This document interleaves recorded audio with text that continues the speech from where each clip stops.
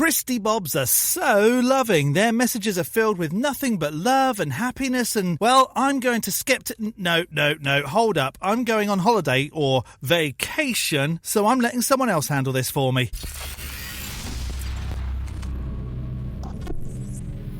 Hello, I'm The Skeptic, the British floating circle that watches people make extraordinary claims, and then I explain why I don't accept what they're saying, though not this week, as I'm currently trying to wrangle my family whilst we take a break. So Dark of All Trades has kindly stepped in to point out some nonsense. Go and check out his channel and bestow some leaves upon him from the one true rainbow deity, Lisa the Rainbow Giraffe, leaf be upon her.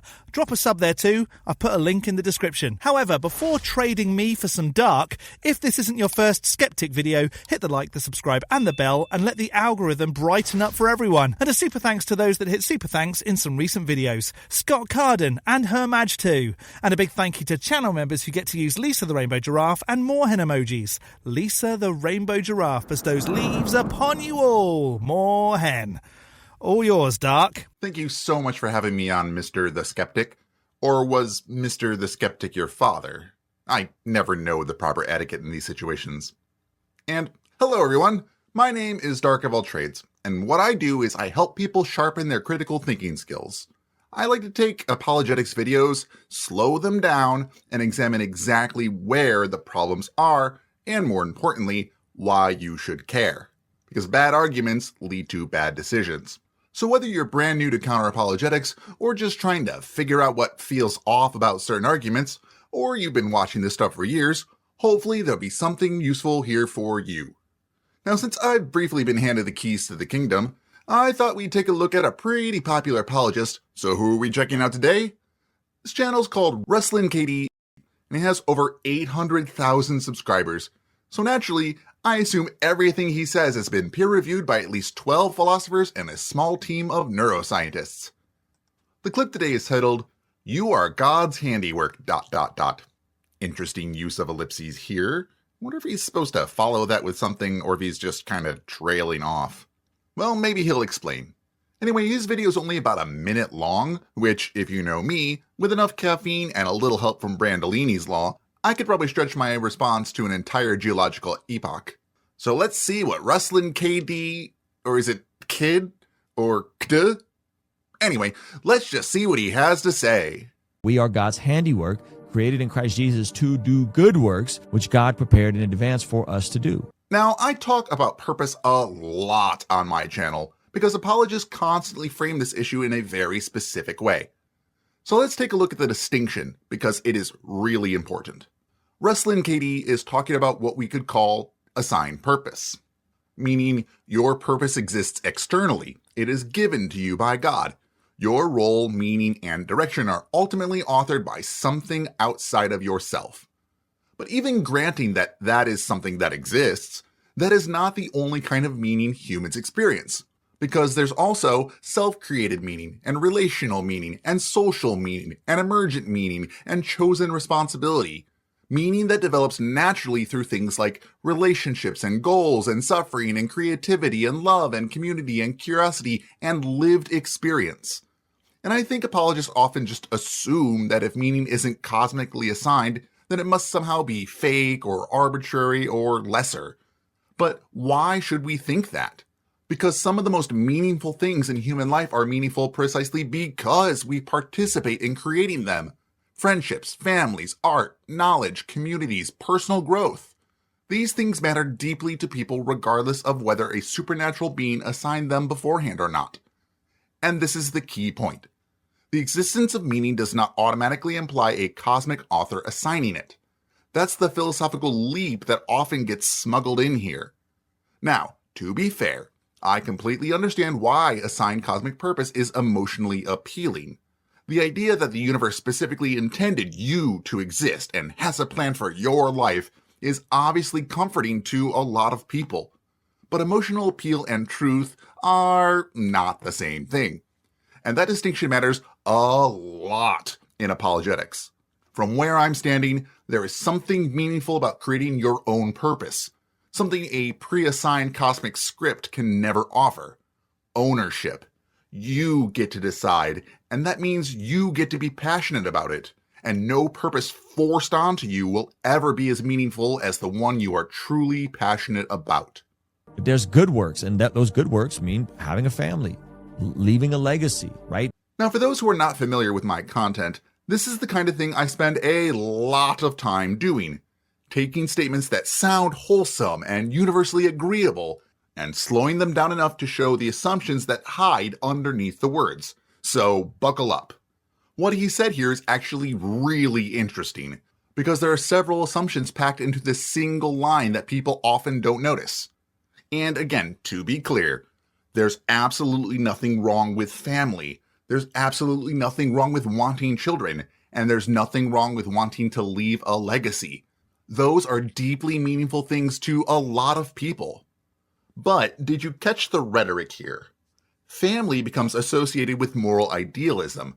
Legacy becomes associated with lineage.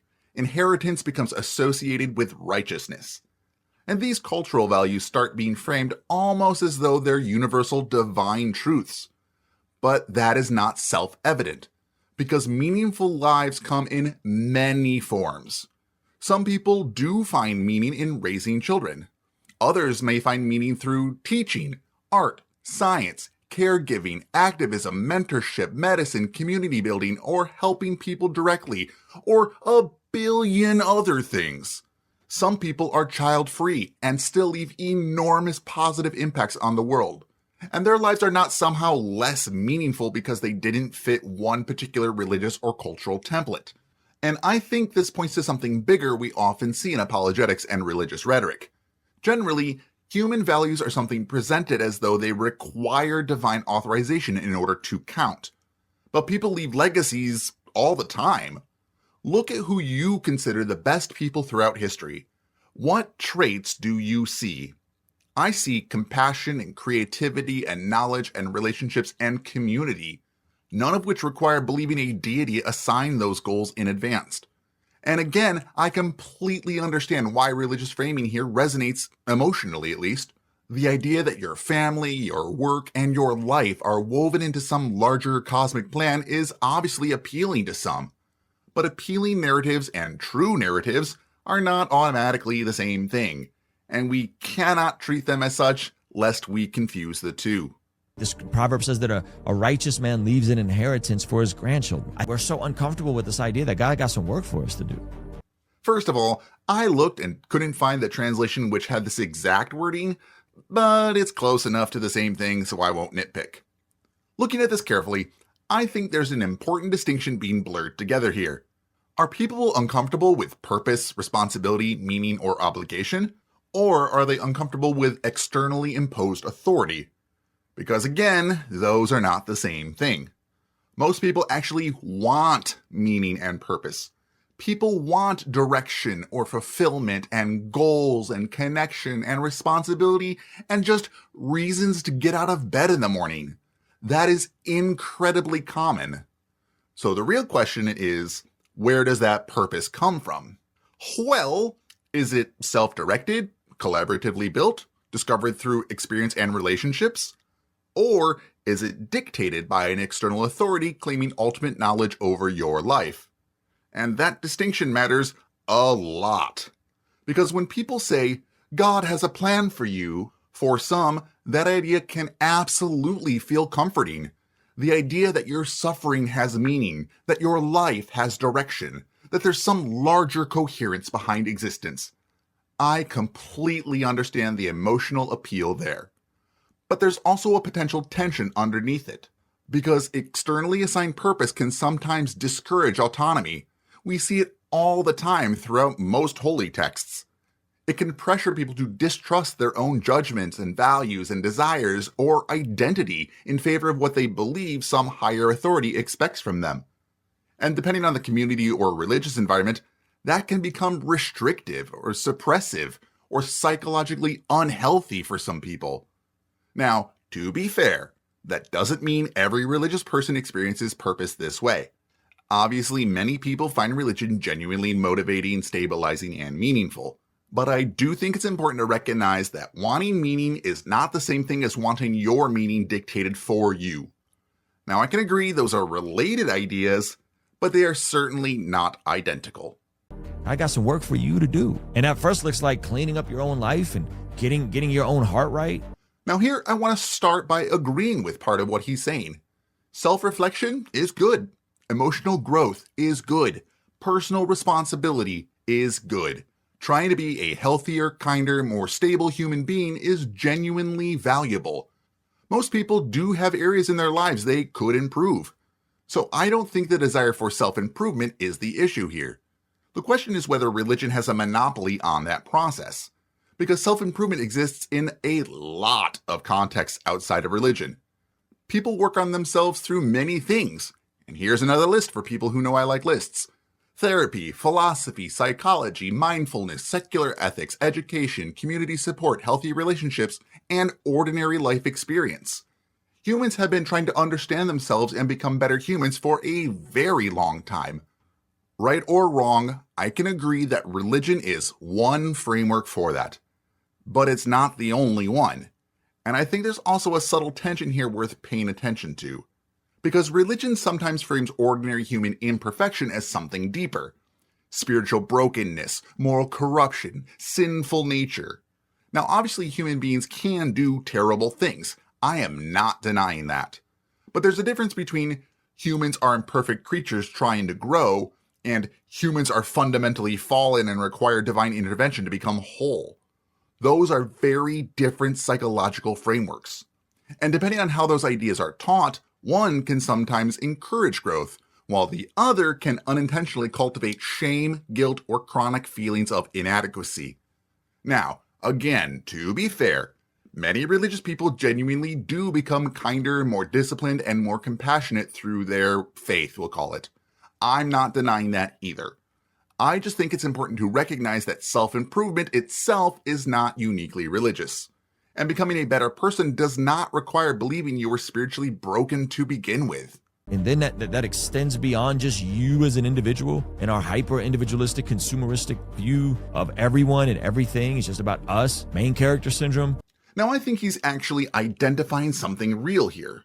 Modern culture absolutely can encourage a kind of hyper-individualism that becomes psychologically unhealthy over time. We increasingly live in systems that encourage us to see ourselves not just as people, but as brands. Social media especially pushes this constantly. Curate your image, build your audience, optimize your identity, perform your personality, turn your life into content. And when you spend enough time inside environments like that, it can subtly reshape how people think about themselves and others. Relationships can start feeling transactional. Experiences become performative. Identity becomes something marketed instead of lived. And I do think there's truth to the idea that modern consumer culture can create things like isolation, narcissistic incentives, loneliness, social fragmentation, and what people may even jokingly call main character syndrome. Because increasingly, people are encouraged to interpret the world primarily through the lens of my fulfillment, my brand, my success, my image, my story. And psychologically, that can become exhausting. Human beings are deeply social creatures. We generally flourish through things like connection and responsibility and cooperation and shared goals, and maybe most importantly, community. So I actually think rustling KFC is identifying a genuine social issue here. But this is where I think an important distinction needs to be made. Recognizing a real problem does not automatically validate a specific religious explanation or solution. Because religion is not the only place where people find that belonging or community or accountability or meaning or purpose. People build those things through friendships and families and volunteering and creative communities and activism and education and sports and clubs and shared causes and secular communities all of the time. And historically, humans have always formed tribes and villages and social structures and systems of mutual support long before any particular modern religious framework existed. So yes, community matters, purpose matters, human connection matters. I completely agree. But there's another distinction here that I think is incredibly important. Something being socially useful does not automatically make it true. A belief system can absolutely provide emotional comfort and structure and stability and identity and belonging and community.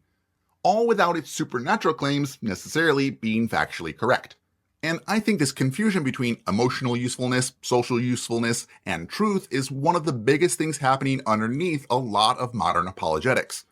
Because the fact that something helps people psychologically does not, by itself, demonstrate that the underlying metaphysical claims are actually true. And if we stop distinguishing between those categories carefully enough, then almost any emotionally grounding worldview can begin to feel self-validating. And then that extends to a family, and the family to a church family, and a village, and beyond that. Now, I think this is probably the strongest part of what he said so far. Because human beings really do need community. We are deeply social creatures, and most people function better when they feel connected to something larger than themselves. Isolation can be psychologically brutal, and having people around you who support you, care about you, challenge you, and give you a sense of belonging genuinely matters. And to be completely fair here, and I'm nothing if not completely fair, religion has historically been very good at creating that kind of social cohesion. Churches often provide people with structure, support systems, shared rituals, intergenerational relationships, and a sense of identity and belonging that can be incredibly meaningful. I think skeptics sometimes make the mistake when they refuse to acknowledge that openly, because clearly religion does fulfill important social functions for at least some people. But I think there's another distinction here that matters a lot. A system being socially powerful does not make its supernatural claims true. The usefulness of an idea says nothing about the truth of its claims.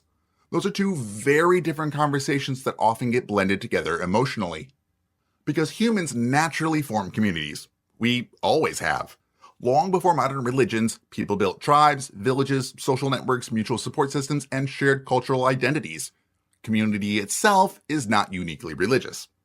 People find belonging today through friendships and creative communities and volunteer work and activism and education and sports and shared interests and neighborhoods and secular organizations all of the time.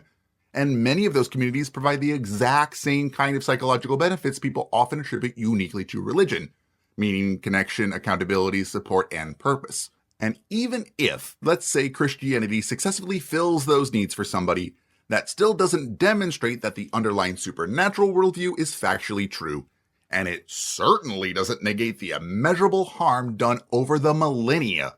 Whether you agree or not, religion has done far more harm than good, even if one of them were true. But I'm not here to focus on that aspect. That's another video entirely. And I think the confusion between social usefulness and truth is one of the biggest things quietly happening underneath a lot of apologetics. Because something can absolutely help people emotionally, psychologically, and socially without that automatically proving the metaphysical claims attached to it. So, in a sense, I actually agree with Russell and the Kid's criticism of extreme hyper-individualism. I do think many people are starving for genuine connection and sharing meaning in modern society. And that's it for his video. Look at us, huh? Ending on a note of agreement. Now that is rare in the counter-apologetics world. I mean, I disagree with just about everything else, but hey, at least there is that one point. So now, what do you think? Do you think that Russell and OMG WTF BBQ made some great points and maybe, just maybe, his God has a plan for us all? Or do you think he's suffering from his own form of main character syndrome, uncomfortable without a purpose divinely decreed? Let us know in the comments below. Now, I suppose I should give him back the keys to the kingdom. I'll leave his keys under the welcome mat for when he gets back. No one would ever suspect to look for them there, especially if I put them in this plain, unmarked box. There we go. Perfect. Genuinely, thank you so much to the Skeptic for trusting me with this audience while he's off doing whatever skeptical YouTubers do on vacation. Probably debunking resort timeshares, which, good, they should be. But if you liked my super skeptical style surmising some surreptitious syntax surrounding suspicious supernatural scriptural statements, you can find me here on the YouTubes on my channel called Dark of All Trades. I know I was just as surprised as you. Or I have a TikTok with the same name. This was a lot of fun. I hope we can do it again sometime. Great message, Dark. And we do need community, which is why it's important to work together in the community to use our own styles to point out the ridiculousness of religion. Thanks again for stepping in, D.o.A.T. Go and check out Dark of All Trades, link in the description, and bestow leaves upon him from the one true rainbow deity, Lisa the Rainbow Giraffe. Leaf be upon her. What would you have said different? Let me know in the section below. I'm going to skeptic this as more nonsense handled perfectly.